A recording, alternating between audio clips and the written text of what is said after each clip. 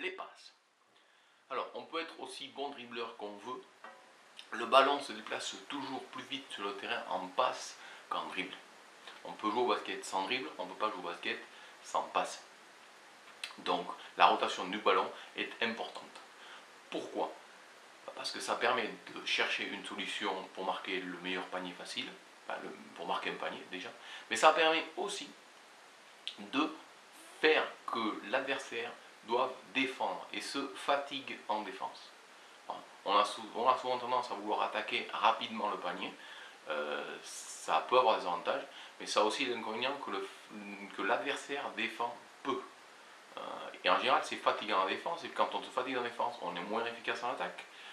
Donc le but du jeu, c'est aussi, ça peut aussi être ça. Pour ça, il faut que les passes soient rapides et qu'il y ait une circulation de balles efficace entre le meneur, les ailiers et les intérieurs. C'est-à-dire qu'il ne faut pas faire du hand pendant 40 minutes. C'est possible de faire tourner le ballon à l'extérieur, mais il faut aussi que le ballon descende à l'intérieur ou rentre à l'intérieur. D'où une nécessité de relation intérieure-extérieure qui doit se faire par une capacité de placement des intérieurs et de demande de balle et une certaine écoute des extérieurs et vouloir chercher l'intérieur.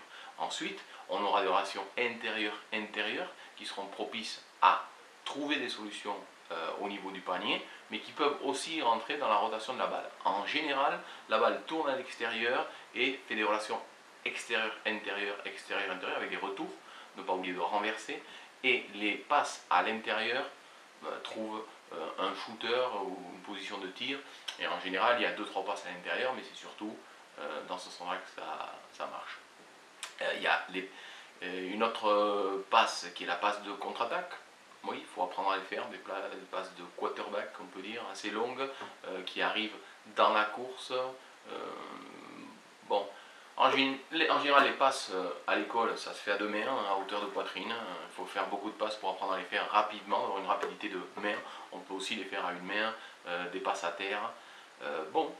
C'est les connexions, quoi. Il faut chercher les passes pour les trouver et être habitué à que la balle circule rapidement et bien, d'abord bien et ensuite rapidement, pour que ce soit agréable de jouer, que tout le monde touche la balle et que l'adversaire ne sache pas d'où va venir le danger.